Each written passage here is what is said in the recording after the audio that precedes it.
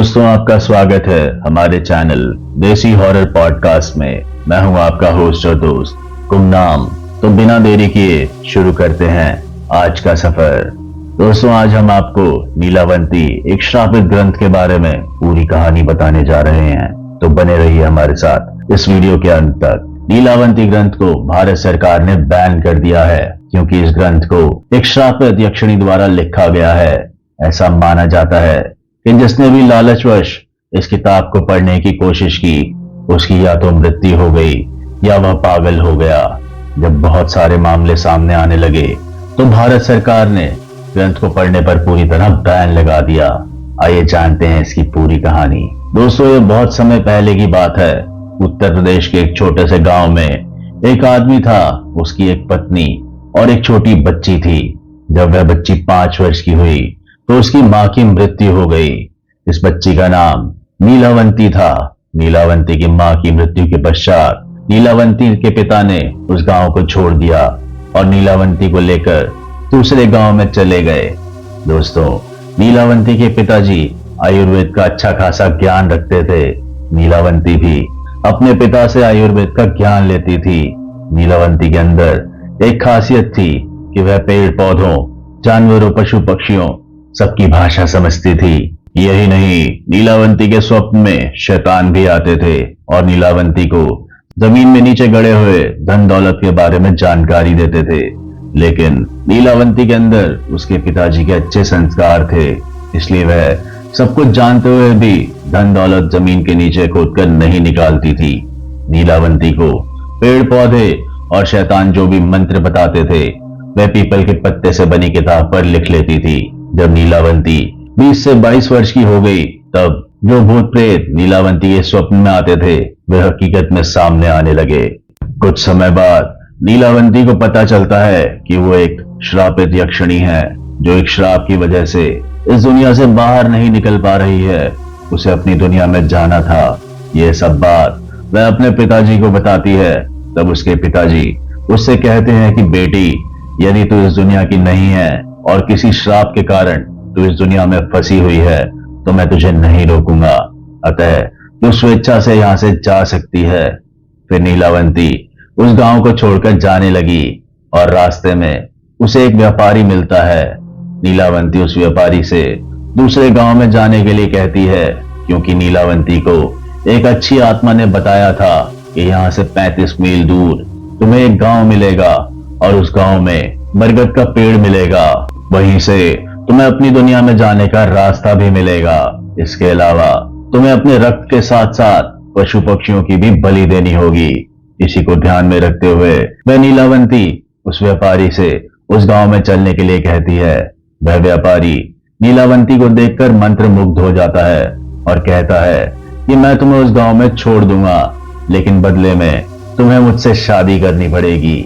नीलावंती ने व्यापारी के सामने मुस्कुराते हुए कहा कि ठीक है, मुझे मंजूर है, लेकिन मेरी एक शर्त है कि रात के समय मैं तुम्हारे साथ नहीं रहूंगी। मैं कहां जाती हूं, क्या करती हूं, इसके बारे में तुम मुझसे कुछ नहीं पूछोगे। व्यापारी ने कहा कि ठीक है, मुझे मंजूर है। उसके बाद वह व्यापारी नीलावंती को अपनी बैलगाड़ी में बिठाकर उस गांव में ले गया। फिर शर्त के अनुसार नीलावंती ने उस व्यापारी से विवाह कर लिया। रात के समय नीलावंती प्रतिदिन बरगद के पेड़ के नीचे जाकर तंत्र मंत्र करने लगती है। वहां पर वो अपना रक्त और पशु पक्षियों की बलि भी चढ़ाती है। एक दिन रात के समय जब नीलावंती तंत्र मंत्र उस बरगद के पेड़ के नीचे कर रही थी, उसी समय गांव के कुछ लोग नीलावंती को पशु पक्षियों की बलि देते हुए देख लेते हैं और उस व्यापारी को जाकर सारी घटना की जानकारी देते हैं। जब अगली रात को नीलावंती अपने समय के अनुसार रात को तंत्र साधना करने के लिए निकलती है, तो उसके पीछे पीछे वह व्यापारी भी चला जाता है और नीलावंती को तंत्र साधना करते हुए देख लेता है। अगले दिन नीलावंती के स्वप्न में शैतान आता है और उसे बताता है कि नीलावंती, कल जब तुम तंत्र साधना करने के लिए बरगद के पेड़ के नीचे जाओगी, उस समय बरगद के पेड़ के बगल में जो नदी बहती है, उसी नदी में तुम्हें एक लाश बहती हुई दिखाई देगी। उस लाश के गले में एक ताबीज होगा, तुम्हें उसको खोल लेना है। गले से ताबीज को निकालने के बाद उसी नदी में तुम्हें एक नाव सवार आदमी मिलेगा। तुम्हें इस ताबीज को उस आदमी को दे देना है। वह तुम्हें दूसरी दुनिया के दरवाजे तक पहुंचा देगा और तुम्हारी मदद करेगा। उस शैतान ने नीलावंती से यह भी कहा कि तुम्हें अपनी दुनिया में वापस लौटने का से केवल एक ही चांस मिलेगा, दोबारा तुम्हें चांस नहीं मिलेगा। अगले दिन नीलावंती बहुत खुश होती है और रात के समय बरगद के पेड़ के नीचे चली जाती है। वह तंत्र साधना करके अपनी रक्त की तथा पशु पक्षियों की बलि दे ही रही थी कि उसे नदी के किनारे एक लाश बहती हुई दिखाई देती है। नीलावंती उस लाश के पास जाती है और उसके गले में बंधे हुए ताबीज को निकालने की कोशिश करती है। उसी समय वह व्यापारी भी वहां आ गया था, जो अपने असली शैतानी रूप में आ जाता है। जी हाँ दोस्तों, वो व्यापारी भी एक शैतान था। वह ताबीज की पहली ही गांठ खोल पाई थी, दूसरा खोलने ही वाली थी कि गांव वाले वहां आ गए और नीलावंती को नरभक्षी समझकर कहने लगे कि ये दोनों शैतान हैं, ये दोनों तो सभी गांव वालों को मार डालेंगे।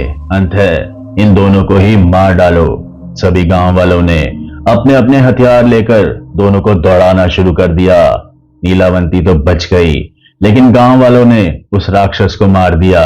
200 राक्षस होने की वजह से वह दोबारा जीवित हो उठा और नीलावंती के पास आकर बोला कि तुम मुझे ये किताब दे दो जिसमें तुमने मंत्रों को लिखा है और मुझे कुछ नहीं चाहिए। तब नीलावंती ने सोचा कि यदि ये किताब इस शैतान को मिल जाती है तो ये दुनिया के लिए अनर्थ साबित हो सकता है। अंततः नीलावंती ने उस किताब को श्रापित करते हुए कहा कि जिसने भी लालच में आकर इस किताब को पूरा पढ़ लिया उसकी मृत्यु हो जाएगी, और जिसने इस किताब को आधा पढ़कर बीच में ही छोड़ दिया वो पागल हो जाएगा। यह कहकर नीलावंती उस किताब को लेकर भाग गई। उसके बाद नीलावंती का आज तक पता नहीं कि वो कहां गई। कुछ समय पश्चात वह किताब एक साधु को मिलती है। उस साधु के मन में किसी भी तरह का कोई लालच नहीं था, क्योंकि वह किताब दूसरे भाषा में लिखी गई थी। अंततः उस साधु ने उसे सरलतम रूप से अनुवाद किया और उसको एक सरल भाषा में लिखा जो सबको समझ आए। दोस्तों, नीलावंती एक ऐसा ग्रंथ था जिसे पढ़ने से मनुष्य काल का ज्ञाता बन जाता था। ना जाने कितने ही लोगों ने उसे खोजते हुए मृत्यु पंथ को गले लगाया। जो लोग काल का ग्रास बन गए उनमें सब में एक समानता थी कि वो उस ग्रंथ का हेतु अथवा उपयोग ही जानते थे। असल में किसी को भी उस ग्रंथ का ठिकाना मालूम नहीं था। सभी ने अपने अपने तरीके से उसे खोजने में अपनी जिंदगी लगा दी, लेकिन कामयाब एक नहीं हुआ। लेकिन कहा जाता है दोस्तों कि नीलावंती और उसको ग्रंथ को जानने वाला एक मनुष्य आज भी जीवित है। उसे लोग बाजिंद कहते हैं और वो महाबलेश्वरों के जंगलों में रहता है। उसकी आयु 1000 वर्ष से भी ज्यादा है। अब सबसे आसान तरीका तो यह है कि पहले बाजिंद को खोजा जाए जो उसे जानने वाला था, और उसके पास से जो भी जानकारी मिले उसके आधार पर नीलावंती की खोज करें। और एक बात आपको बता दूं, जो लोग नीलावंती के पीछे थे वह चाहे किसी भी काल में हुए हो या फिर किसी भी जगह से हो, उनमें एक समानता और थी कि वे सभी महाबलेश्वर के जंगलों में देखे जाते थे। इनमें से केवल 2 लोग ही जाने के बाद फिर से देखे गए थे, वह भी